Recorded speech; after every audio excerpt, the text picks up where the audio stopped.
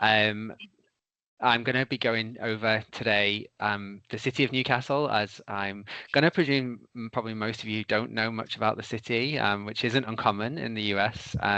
But if you do, then I'm sorry, you might know some of this already. But if you don't, then hopefully you'll learn a little bit about the city, a bit more about the wider Northeast region, which some of you may be a bit more familiar with, especially if you know Durham University, as they're only a few minutes down the road from us. And then give you a bit more information about the university itself, what we teach, our research areas. I will also include some information about the scholarships that we have outside of Marshall and the tuition fees that we charge as well, for students who maybe don't successfully get a Marshall scholarship. It's still quite useful for them to know how much it would cost to come to Newcastle. And then I'll be able to answer any questions if any of you have any questions. So without further ado, I'm just going to share my screen.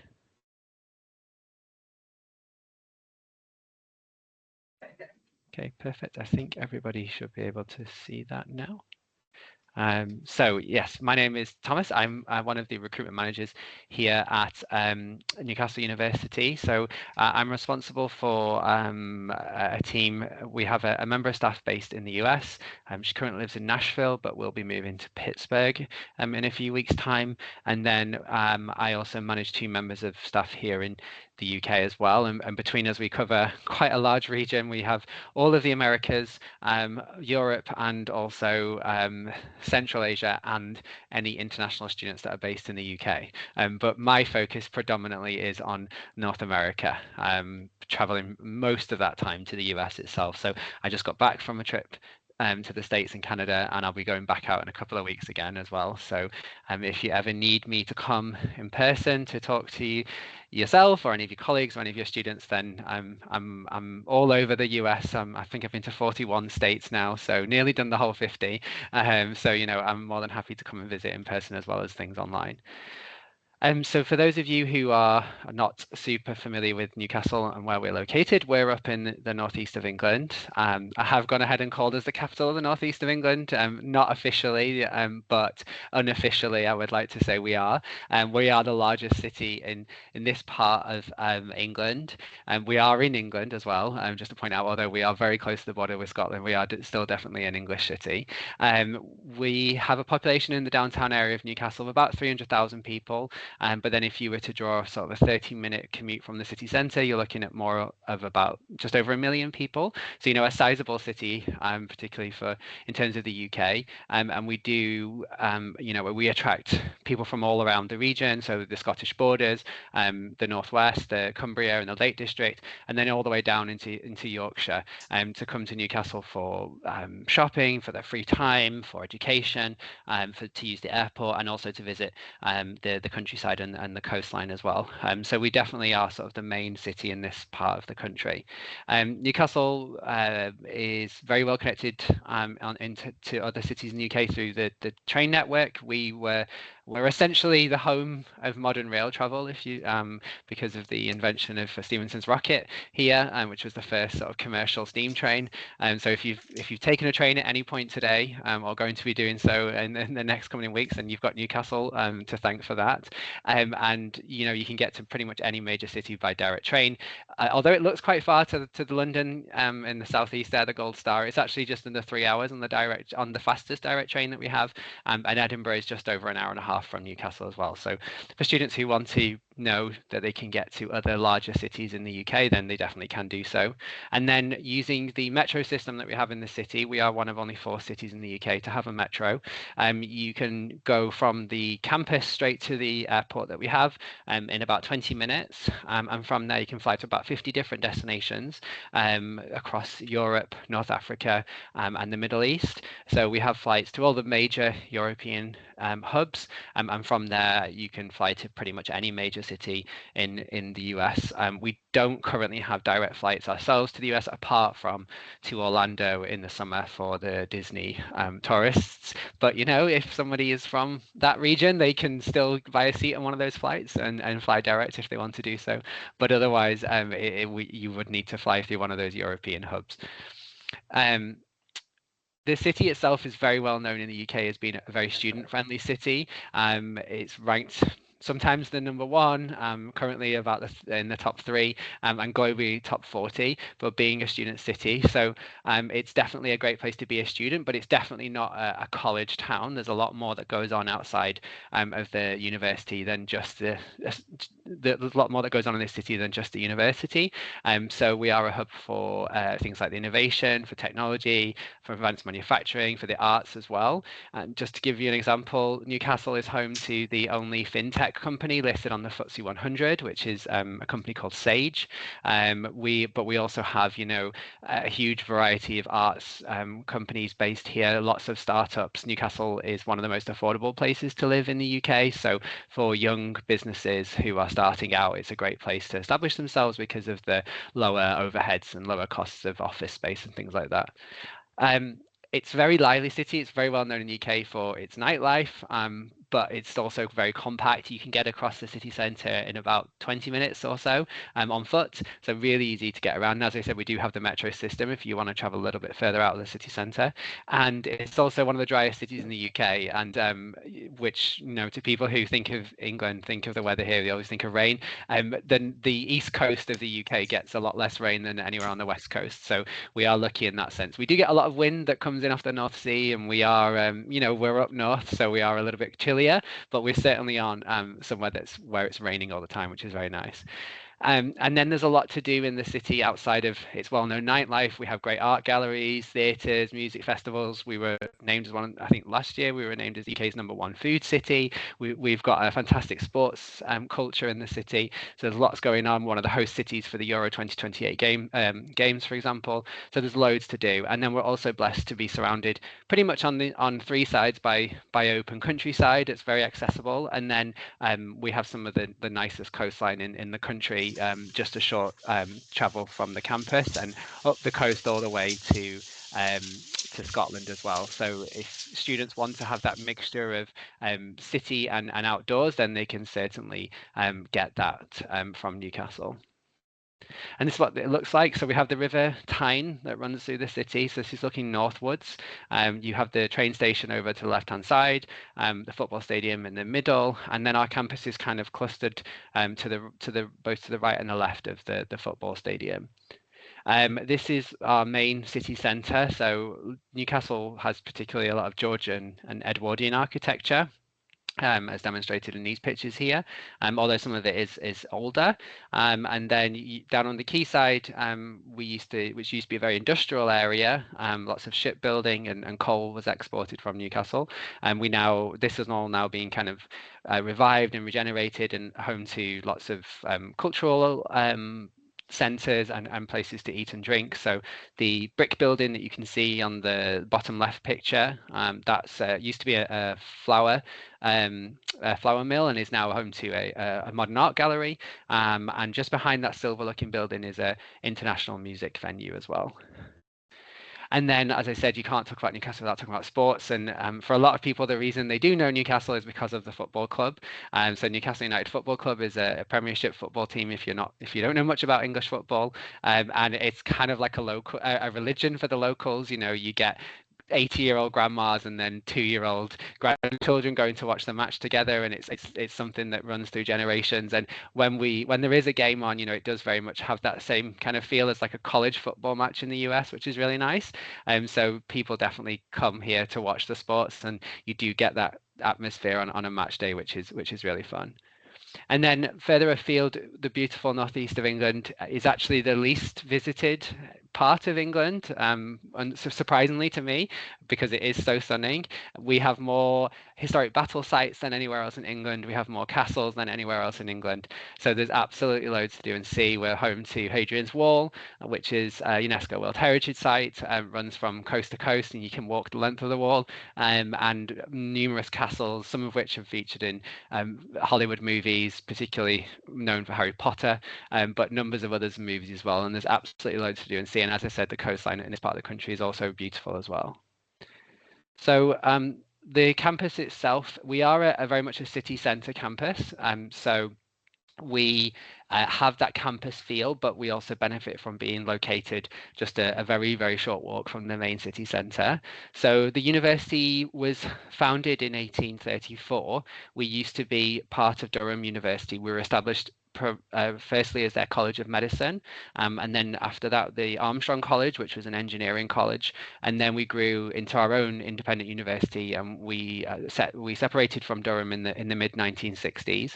So we do have some really beautiful of late 1800s architecture, very much a red brick institution in the UK, and that's evident from a lot of the buildings on our campus. But then in the past few years, we have invested really heavily in our campus, and for the person who mentioned about beer before, all of these buildings you see here were built on what used to be the Newcastle Brewery's site. So when Newcastle Brown Ale used to be brewed in the city, it is no longer, I'm afraid. Then they used to be on this location, and then when after that was demolished, this new development was created, and it's an investment between ourselves, the council, and private investors. And this area is known as Newcastle Helix, and it brings together the university, our academics, our students, our researchers, and private businesses. The building in the middle at the bottom there is also home to the UK's National Innovation Centre for Data and the National Innovation Centre for Aging as well, which are two of our specialist research areas, which I'll talk about shortly. So it's a great opportunity for students to kind of be side by side with businesses. This development is still to be completed. They're still building on this site. Once it's all finished, it will be one of the largest urban regeneration projects in the whole of the UK outside of London, and will have seen a total of, I think it's about 500 million US dollars of investment. So it's completely changed, part of the city, which is really exciting.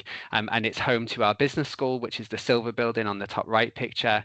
The School of Computer Science, which is the building in the bottom right, also known as the Urban Science Building, because it's also home to our Urban Observatory as well, which is the largest data collection site for information on cities in the world. And then also another big business school building named after Frederick Douglass, the escaped US slave, and he came over to the UK after he had escaped his slave owner in the US, and it was actually whilst he was living in Newcastle that he became a free man. He lived with a group of Quaker women, and they raised his money to buy his official freedom. And so that's why the building was named after him, because it wasn't far from this location where he was actually living whilst he was living in Newcastle. And that's also another one of our business school buildings as well. And then this is our most recent development. It's our new building for our engineering students. So this is our Stevenson building. So this was fully completed, I think, coming up to 2 years now. Absolutely fantastic facilities here. Very much bringing together a number of our different areas of engineering all into one location.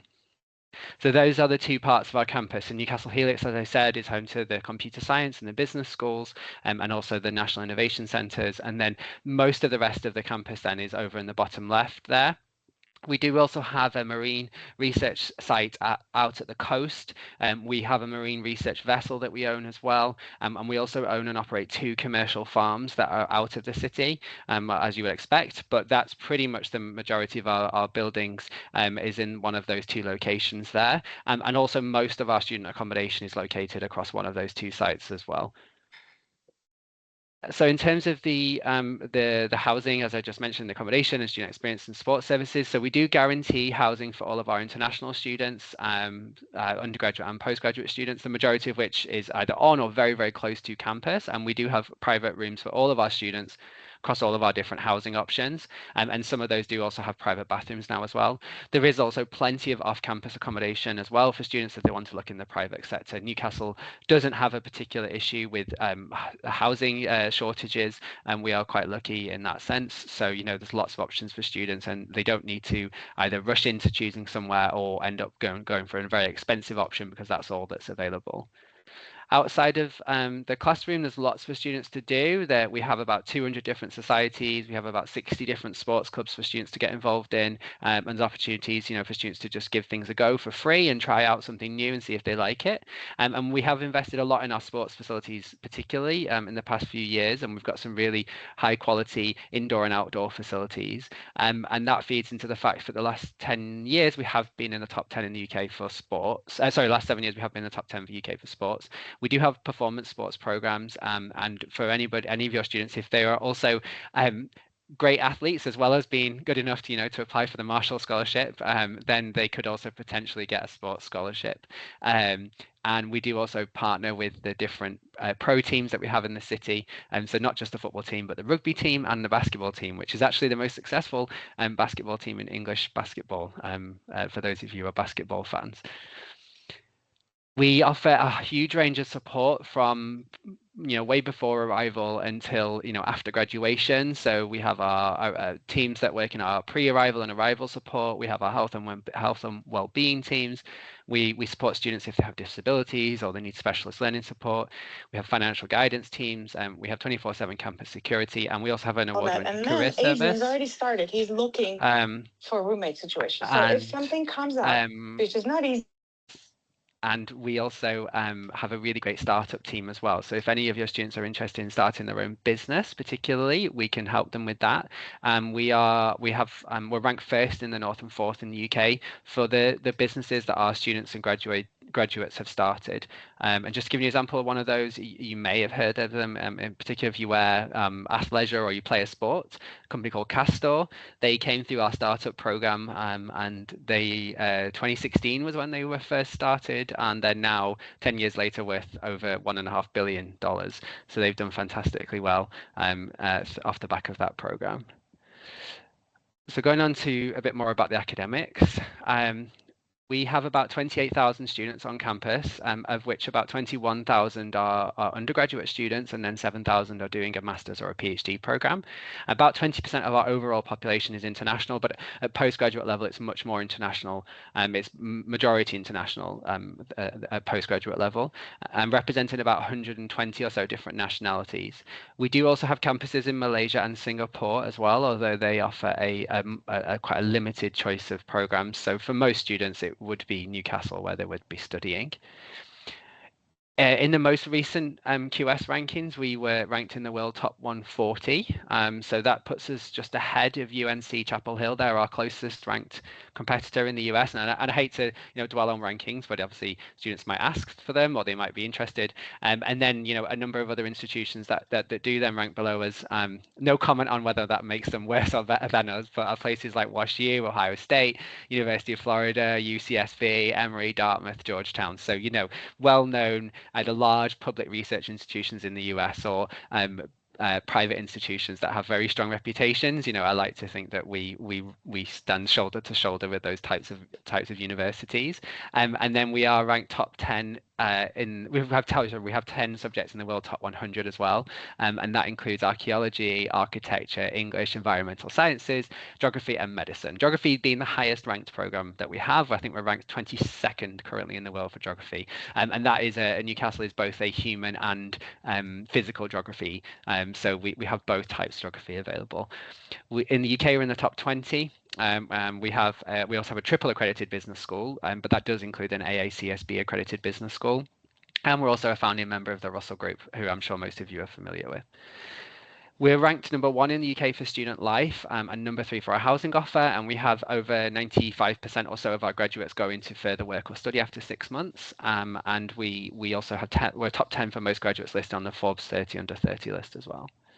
So the university is broken down into 3 faculties. So we have humanities and social sciences, we have science, agriculture, and engineering, and then, as I said before, where we were born out of, we have the faculty of medical sciences. So our humanities and social sciences faculty is our largest, and within that, the business school is the largest school within the university, home to about 3,000 students or so. And then we have a whole range of other options available, including, as I mentioned, architecture, English, our geography program, our sociology, politics, classics, archaeology, history, modern languages school, which is where I graduated from. I was a student here. quite a while ago now. Then we have our science, agriculture, and engineering department. So we are just introducing an aerospace engineering program this coming September, but we have a whole range of other engineering disciplines as well. And then also our natural environmental sciences school, and then maths, stats, physics, and computing. We do have computer science and we have computer engineering as well, so they are slightly separate programs. And then finally, our medical sciences faculty, which is home to all of our medical programs like biomed, dentistry, medical education, which is where our medicine program sits, psychology, pharmacy, sport and exercise science as well. We were the first university in the UK to have a sport and exercise science program that was actually situated within a medical school itself. So it is quite a academically advanced offering. And then in terms of our research strengths, so these are our main research strengths, and not our only research strengths, but these are the ones that the university sort of has chosen to highlight. So aging and health, which is helping people to live happier, healthier, longer lives. Cities and place, so building sustainable communities for the future. Culture and creative arts, so that's challenging historical perspectives and enriching the future. One planet, working to ensure there is enough for all forever. Data, unlocking the power of data to discover solutions and drive innovation. And one of the ways that we sort of embody these different research strengths is through our centers of research excellence. So these are called new cores. So each of our centers delivers a distinct research mission, and a lot of these are cut across multiple different subject areas. So students would, need to have a look into different areas to see where their research, if they know already what they want to research, then they would need to have a look at our different new cores to see where their research would best sit. But as you can see here, we've a bit more options than just our main research strengths. Obviously, I won't read them all out, but these cover all of our three faculties and a wide variety of research possibilities. And just to give you an idea of what some of our research looks like, we very much like to think that our research is not just theoretical, but does have real world impact. And there were lots of different options that I could choose, but this was the most recent one that came out the other day. So researchers have created what they've called an artificial nose that uses a sensor, a very cheap sensor as well. So it's something that's very accessible to people. It's not something that needs to cost the earth in order to be able to have. And it is designed to be used in both domestic and commercial fridges, but really trying to help families and businesses to be able to cut down on food waste, obviously save money, which in the current cost of living crisis is really important, and also lower their carbon footprint. So, cutting across a number of different areas that we really like to focus on: environmental impact, real world research, and also using our knowledge in AI. And using AI for good things as well, and it helps people to understand whether or not food in their fridge has gone off. So these little devices are really cheap to produce, so hopefully we'll be seeing them, in our own fridges at some point in the very near future. So for students who are looking to study with us, most of our courses require what would be considered a 2:1 degree in the UK. So at Newcastle, we have defined that as a 3.0 GPA from a US institution who uses a 4.0 scale.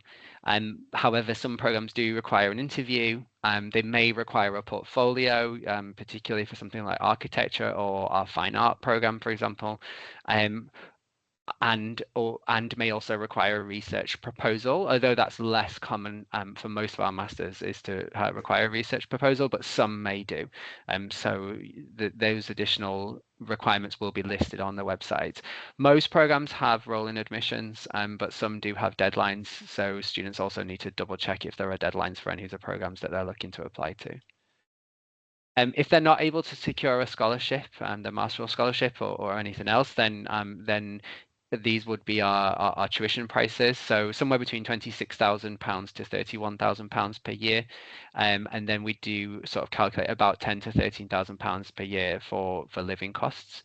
Obviously, if they get the Marshall Scholarship, those two are not issues for them. But if they're not able to, then that's what they'd be looking at if they were paying out of pocket. And then if they again weren't able to get the scholarship and were having to pay for themselves, then we do also have our own scholarships available, a variety of different types of scholarship, and they do vary from year to year, but this is just what we currently have for students who would be applying to study with us in 2026. And then obviously if students are also using anything like federal or private loans, we are registered with the US Department of Education to be able to administer those as well. And that's pretty much everything. If you or any of your students would like to find out more, then they can either follow our social media channels, and our YouTube channel in particular has lots of really interesting videos, tours of campus, tours of facilities, more information about programs in depth, or that's my email address there if anyone would like to contact me directly. And then if anybody would like to download a prospectus, then they just need to scan that QR code and you'll be able to get a digital version of our prospectus as well, which is a postgraduate one, so it covers our master's and PhD programs. And that's everything from me. I'm going to stop sharing in case anyone has any questions. Thanks so much, Thomas. I'm just going to read one out in the chat. Mary has said, I see you're highly ranked for archaeology. How are you for medieval archaeology and museum studies? I just met with a student yesterday whose graduate interests lie in those fields. So museum studies, we definitely have. We do have museum programs. I don't know the exact rankings of them, but I know we have a good reputation and they've been around for quite a while. The university actually owns a museum we have on our campus as well, so students get to have real life experience in working in that environment. And then the museum, although we own it, is run by the Tyne and Wear Museums, which is the local body that runs all the museums in the city, so they can also get experience from working in different types of museums as well, and it covers art galleries, so that's definitely something we have available. In terms of medieval archaeology, I'm not sure exactly which area archaeology covers. I know there's a few options. Predominantly, we specialize in Roman just because of the history of Newcastle itself, because of the wall, for the Hadrian's Wall, and for the fact that some of that runs through the city. But I do believe that there are other areas of archaeology as well that students can choose to study. Great, thank you.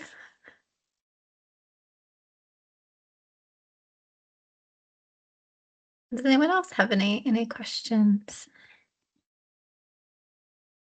I'm very intrigued by the nose, Thomas. That's really interesting. It's like I haven't got a picture on it here, but it's literally just like a small plastic device. And then it links up with an app on your phone, and then it can tell you when things are going off. That's amazing. Yeah, it's really it's nice to see something that sounds so simple can have such a big effect. Yeah, and that it's that it's low cost as well. Someone just raised their hand. Karsten. Yeah. So this is coming off of some of the previous talks we had with Marshall, and one of the things they mentioned is, a lot of the people who apply for the Marshall Scholarship also apply for the Rhodes. And it's a little bit of an awkward moment when you're applying for Marshall for somewhere that is not Oxford, but then you're also applying to go to Oxford. And I always like to say, when you're trying to apply somewhere, really understand why there and why not anywhere else. So what are one of the things you'd say for an ambitious, highly talented student, say why Newcastle and not Oxford?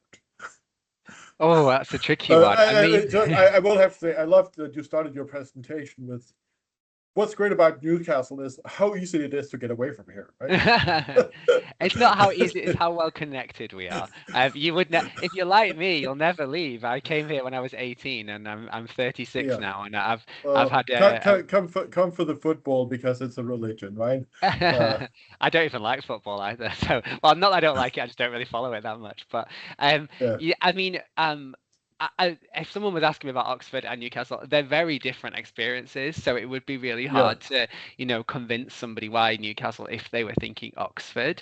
I guess for somebody who's interested in Marshall, they're probably somebody who very much knows what they want to study. And so I would say delve a bit into what we research, who we have that's researching, potentially what matches what they want to research, and see if there's somebody who seems to have what they want to do, because I think that would be the most important thing. It's not where you do it, but what you do. Outside of that, like I said, we're a great city. We're well known for being a great city. It's an affordable destination. So, even with the Marshall Scholarship, you want to be able to do the most that you have with the money that you get. So, and you definitely will be able to do that. Newcastle is very well known in the UK for being a very friendly place, and it is kind of the place that you do feel at home at, which is nice. And particularly if students have never lived, far away from home, it can be quite daunting to move to somewhere where you maybe feel a bit of a stranger. And I would say that Newcastle is not the kind of place where that happens very often. I guess we are very lucky geographically to be located close to the coast, which is really beautiful, and it is nice to be able to access the coast and have all that available to you. But I think predominantly, if there was one thing, I would be like, look at what we research. What is it that you want to research? And if there's clearly a match up there, then we have some excellent academics who are leading in their field in the whole world, even if they are not teaching at an institution that is overall ranked number 1 or number 2. And go off that really. And sometimes it's just a feeling. You email with an academic, you might have a call with them, and you just gel or you don't gel. And I think that can be really important as well, particularly if somebody's thinking about not only doing this as a master's, but maybe going on further to PhD level. Yeah. And it sounded like some areas like geography, archaeology, the university is particularly strong. Yeah, I mean, I often get asked in the US, particularly, by students looking at undergraduate programs, what are you known for? Which can be a really hard question to answer. If I had to answer that question, it would be medicine and the research related to that, because that is something we've taught for nearly 200 years now. But it's not the only thing that we're strong at. I mean, I didn't mention on there, but fine art, for example, Newcastle has taught fine art as an academic subject longer than any other university in the UK. We're ranked really highly for it. We were the pop art movement was started at Newcastle. So we've got somebody can come here and because they love art, and someone can come here because they love cancer research, and to have that in the same institution is probably a bit unusual. And but I think there's a number of areas, particularly linked to also the city itself, massively important in the Industrial Revolution, so a lot of engineering connections as well. So I don't like to pick one particular subject area to kind of hone in on, but if I had to, then it would be medicine, I think. Well, I appreciate that. And I would say I get the same questions because we're at a university that is surrounded by somewhat higher ranked universities. So we have to also sometimes have to know what is it that we do better than any of them, right? Because we get that question. Yeah. Thank you, Karsten. Thanks. I think Christina's got her hand up.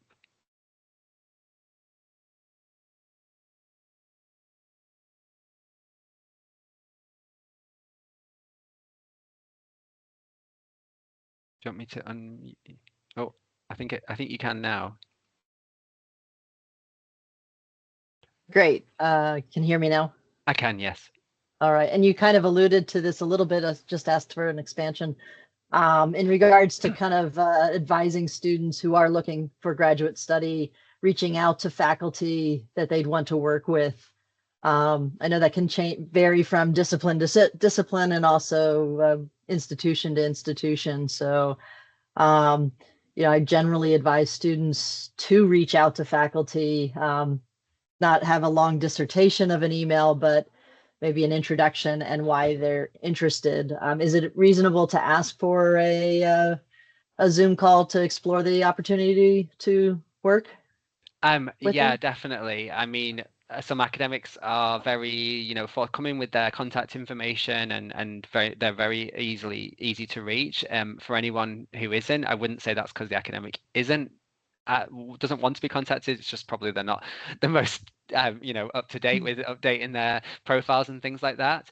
But certainly, I think academics really love to hear from the types of students that are applying for things like the Marshall Scholarship, and very much, are happy to have conversations, support them, help them kind of come up with a proposal if that's what's needed for the program, or just have a chat to talk to them about what they do at Newcastle. I think as people who work with academics, if some of you aren't academics yourself, academics are very passionate about their research area, and if they can get a chance to talk to somebody about it, they'll talk to them about it. So yeah, definitely reach out if they can find the information, and if they can't, then come to me or go to a colleague who works in that department, and they'll normally be able to put them in touch with the right person. But most people should have a profile on our website that does have contact information on it.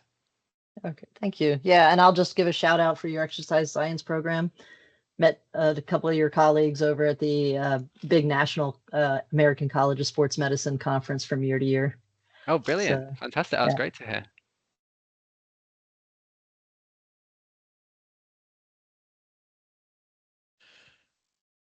Okay, I think that looks like everything.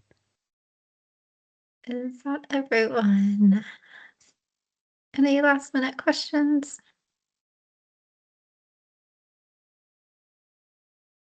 I'll pop my email just into the chat in case anyone didn't get it from the slides as well. I don't know if you already share it as well, Hayley, but there it is. Perfect. Thank you very much. Thank you, and thanks to you as well for giving me this chance to talk to everybody. It's we've not had a Marshall Scholar in a long time at Newcastle, which makes me a little bit sad. So I would love us to have somebody or multiple people if we could. Our Fulbright scholars are always fantastic, but we're limited to one of those per year.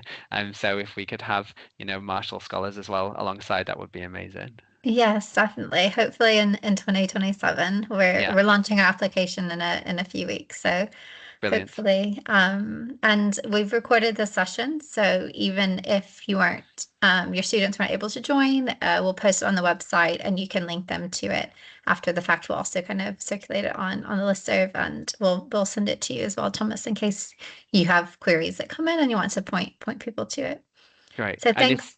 I was just going to say, if anyone has any students that didn't get a scholarship this year and they're still looking for somewhere, they can still apply. We are still accepting applications, and we do still have some of our own scholarships available. So if any of you are working with students who are still looking for a home in 2026, then please do reach out as well. But if not, 2027, fingers crossed. Thank you very much again. And thank you to all of the advisors who've joined. I know you're probably got meetings all day, or you're on your lunch break or various other times and trying to squeeze it in. So we really appreciate you joining. And yeah, hopefully see you all soon. Thank you. Thanks, Hayley. Bye. Bye.